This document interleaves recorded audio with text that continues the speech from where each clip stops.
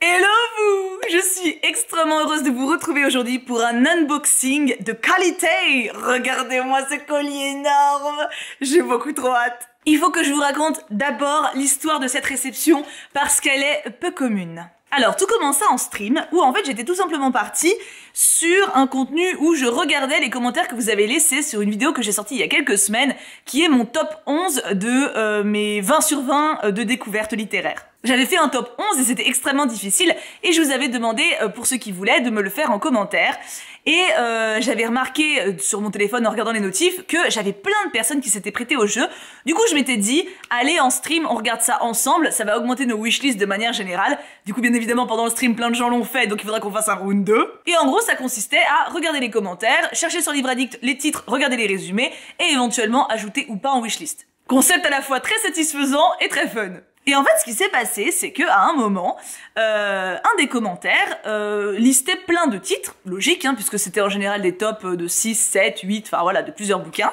Et c'est quasiment que des titres ou que je connais pas, ou alors de trucs vraiment qui sont pas pour moi, genre thriller ou horreur, ce qu'en général, du coup, je sais que je passe ma route. Et en fait, il y a un titre, donc j'avais pas regardé le détail sur Livre Addict, hein, je regardais que ce qui me titillait un petit peu. Et il y a un titre, la Miss elle m'a écrit « Oh là là Thibou, celui-là, il faut que tu lises, il est pour toi, il est incroyable. » Et elle a précisé à fond Autumn Vibes. Et à la limite, je vous laisserai la rediff, je vous l'afficherai ici si vous voulez aller voir la rediff sur ma chaîne secondaire, parce qu'en gros j'ai 3 chaînes YouTube.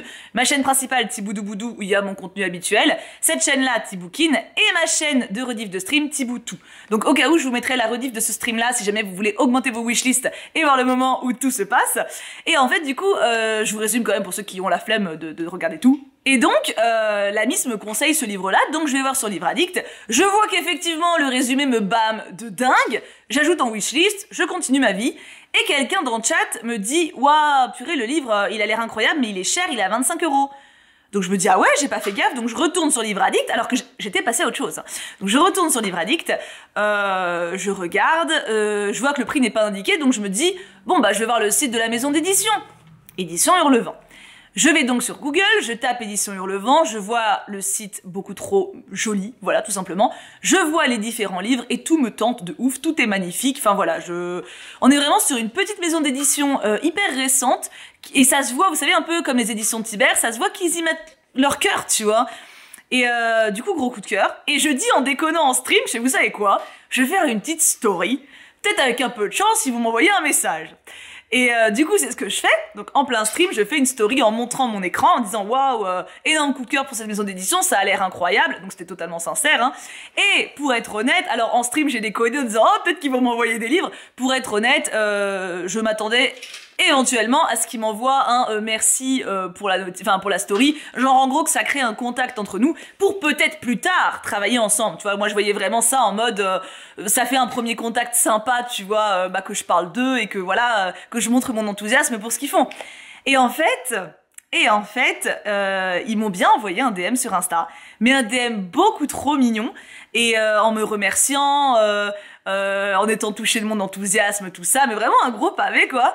Et on discute, puis ils me disent « Ouais, du coup, ça serait quel titre qui vous intéresserait, on peut vous les envoyer. » Et je dis déjà merci beaucoup, genre j'étais mes motos peuvent en attester, j'étais hystérique. Et du coup j'étais en mode c'est trop gentil, combien est-ce que je peux donner de titres, parce que je voudrais pas abuser de votre générosité, quoi. Et parce que du coup moi honnêtement je les trouve tous géniaux, donc voilà. Et du coup je reçois en réponse si vous voulez on vous les envoie tous. J'ai pas hésité une seconde. Et c'est clairement, je pense que vous le savez maintenant pour ceux qui me suivent depuis un petit moment, je suis pas du genre à accumuler les livres pour rien. C'est-à-dire que justement, je travaille avec des maisons d'édition, je travaille sur catalogue. Je vais jamais recevoir l'intégralité de ce que propose une maison d'édition parce qu'il y aura forcément des choses qui me plairont pas. Je choisis à chaque fois les titres qui me parlent. Mais là, sans vous mentir, et de toute façon vous allez très vite comprendre en voyant les livres, parce que je les ai du coup, tout est waouh. Les résumés, il y en a pas un qui m'a pas bâmé de fou. Et moi, dans ma tête, j'étais en mode, ok, franchement, s'ils ont la gentillesse de m'en envoyer un ou deux, ça m'en fera un ou deux de moins à acheter, mais je vais en acheter aussi. Enfin, je veux dire, je pourrais pas me payer tout, clairement, parce que c'est un budget. Mais voilà, j'étais partie dans l'idée, ça me compensera, je pourrais m'en acheter un autre, tu vois. Et ils ont eu la gentillesse de m'envoyer les 6. Et bah du coup, je vous propose qu'on découvre ensemble cette petite merveille. Et alors c'est pareil, je leur ai dit que je ferais l'unboxing en vidéo. Et ils étaient genre tellement mignons, tellement genre reconnaissants, tu sais, genre en mode oh mais c'est trop gentil, on a trop hâte de voir. Enfin, et je leur ai dit après, hein, c'était pas une condition, c'était genre en gros, ils ont dit bon bah si vous voulez on vous envoie les 6. Et du coup j'étais en mode oh, et après j'ai fait ouais bah franchement j'ouvrirai le colis en vidéo, ça fera une super surprise pour moi, pour ma commu. Et ils étaient en mode oh mais c'est trop gentil, enfin voilà, bref. Du coup je vous mettrai bien sûr le lien de leur maison d'édition en commentaire, parce que je pense que pour le coup ça doit être difficile à trouver en librairie vu que c'est une petite maison d'édition encore, et on leur souhaite tout le meilleur du monde. Donc à mon avis il faut passer par leur site pour commander directement. Et je ne suis pas inquiète sur le fait que ça va vous bâmer fortement. Voici le dessus de cette merveille. Oh mon dieu, oh mon dieu, oh mon dieu, oh mon dieu. Ah, de toute façon, il faut que ça passe en book haul. Donc, et j'ai tourné ma pile à lire d'octobre, donc ça ne sera pas pour octobre. Allons-y. Alors, je propose qu'on fasse roman par roman. Je vous les montre et je vous lis les résumés. On commence par Nuit d'orage à Haute-Rive de Juliette Galliani. Donc les éditions se présentent de cette manière, c'est des toc-toc, donc des éditions rigides en relié. C'est extrêmement propre, non parce que ça se précise quand même. Hein. Ici vous avez donc le résumé qui se présente comme ça. Ah, à l'intérieur il y a un petit marque-page et une carte. Alors attendez, je vous montre. Je sais pas si c'est en rapport avec le livre ou pas. Comme je n'ai pas encore relu le résumé, comme je les mélange dans ma tête un petit peu, savoir qui fait quoi. Et en fait dedans... Donc là, vous avez des avis de critiques en ligne, d'influenceurs littéraires, je suppose. Je sais pas comment on peut dire ça exactement, mais en tout cas, voilà, des personnes qui ont des comptes. Et à l'intérieur, vous avez... alors, c'est écrit assez gros. Les marges sont réduites, mais c'est écrit assez gros, donc je sais que c'est une question que certains demandent pour ceux qui ont du mal à lire quand c'est petit, etc. Là, on est quand même sur une taille de police qui est plus que correcte. Hein. Et vous avez quelques petites en-têtes sur les chapitres. Il est très très beau, voilà. Celui-ci, il fait plus de 500 pages, oh, pas de beaucoup plus, je crois que c'est 530 pages. Et je vous lis le résumé. Été 1954, Lyon. Comme chaque année, l'illustre famille des Bellamy se retrouve dans la demeure de Haute-Rive. Pendant 2 mois, la villa devient le théâtre des réceptions les plus grandioses de la région. Mais derrière les regards affables et les coupes de champagne, les soupirs transpirent de rancœur. Et bientôt les tensions entre les générations enflent au même rythme que la température, jusqu'à l'éclatement le plus funeste. À Haute-Rive, la royauté ne porte pas de couronne. Et c'est 25 €. Voilà, je me rappelais plus le prix exact, je sais plus si je l'ai dit. Donc alors, ça pourrait passer en lecture d'été. D'ailleurs, de toute façon, je pense que je pourrais clairement pas lire les 6 cet automne-hiver. Donc, il pourrait être décalé, mais il y a ce côté thriller qui fait que ça passerait aussi fortement bien pour la saison. Donc voilà, le premier. Et je suppose que du coup, la photo, oui, été 1954, c'est bien une carte liée au roman. J'aime trop. En deuxième, les éclats de la fratrie Opic de Mélissa Restou. Résumé ? 1897, Paris, île de la Jatte. Marie et Charles Opic se préparent à accueillir leur 3e enfant.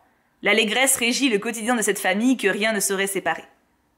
1915, Marie Opic n'est plus et a emporté avec elle tout l'espoir d'un avenir radieux. Dans un pays en proie à la guerre, la fratrie se disperse et les destinées se troublent. Alors que les chemins individuels se dessinent, Maximilien, Madeleine et Marceau parviendront-ils à renouer les liens brisés et retrouver leur félicité d'antan ? Entre déconstruction et métamorphose, découvrez l'histoire de la famille Opic, ternie par la rancœur. Oh là là, ils sont incroyables, ils m'ont mis une carte à chaque fois. Donc il y a une petite carte pour illustrer le livre. Je trouve ça génial, j'adore. Oh, j'aime trop. Attends, je vais les remettre dedans, parce que ça serait quand même ballot que je les confonde. Bon, même si en vrai, avec les dates marquées dessus et tout, il n'y a pas trop de raison. Ouh, celui-là il est plus gros. Attention, le titre va vous faire rire. Les fêlures de Wakefield Manor, écrit par S.A. Yarmond. Résumé ? 1910, Angleterre. Honoria Belfort, jeune veuve de 27 ans, accepte un poste de préceptrice à Wakefield Manor dans les paisibles Cotswolds. Entre les murs du manoir, les mystères se dessinent et les bouches se condamnent au silence. Et tandis que les cœurs s'embrasent, la tragédie se profile. 2 ailes d'un manoir, l'une habitée par la duplicité, l'autre par les ruines. Saurez-vous trouver les réponses parmi les vestiges du chagrin? Oh mon Dieu! Mais vous comprenez pourquoi je suis hystérique? Non mais attendez, mais c'est exactement ce que j'adore lire, quoi. Oh, et la carte est magnifique. J'adore. Je vous la montre de plus près, vous voyez un peu l'expression de la miss. Trop beau.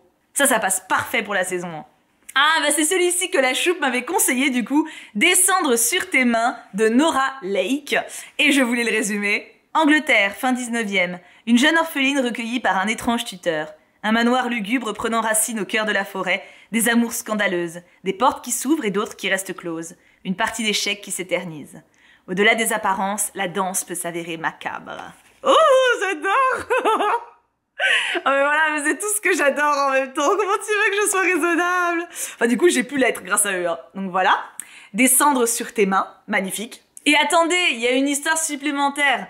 Du coup c'est ce roman qui a un petit peu tout lancé. Hein, comment j'ai découvert les éditions, comment on est entré en contact, etc. Et en fait j'ai reçu un DM après ma story. J'ai reçu un DM de l'autrice qui me dit...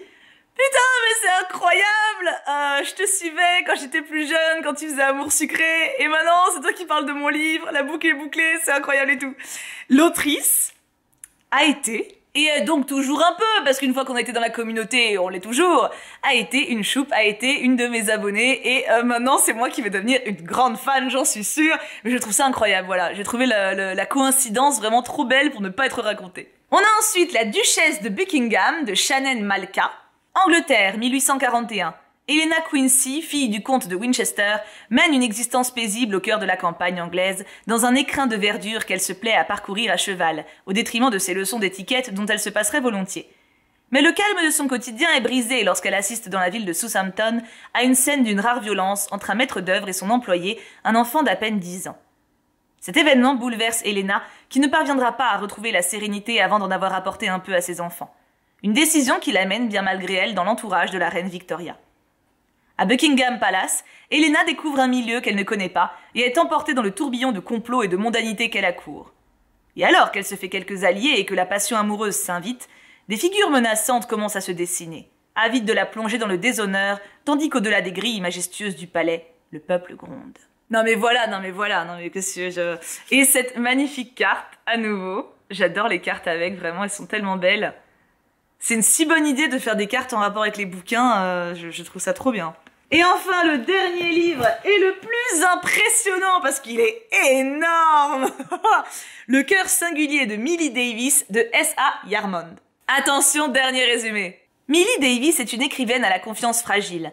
Si le premier tome de sa saga historique Les Espérances des femmes Templeton s'est retrouvé sur les étals de toutes les plus grandes librairies du monde, son syndrome de l'imposteur a refait surface à l'apparition de critiques dénonçant des anachronismes. Encouragée par Lyra, avec qui elle entretient une amitié épistolaire depuis des années, Millie décide de braver troubles anxieux et timidité maladive en retrouvant les bancs de la fac d'histoire. Sous l'impulsion de son entourage et pour le bien de sa saga, elle sollicite l'aide d'Alfred Burton, professeur d'archivistique qui accepte de lui prêter main forte dans ses recherches.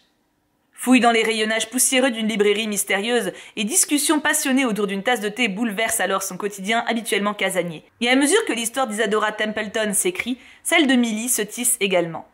Entre les réunions du club d'activistes véganes de sa grand-mère, la fantasque Maggie, les rendez-vous studieux avec son professeur et l'écriture de son second roman, le train de vie de Millie s'intensifie tant et si bien qu'elle peine à voir les évidences qui se dressent sur son chemin.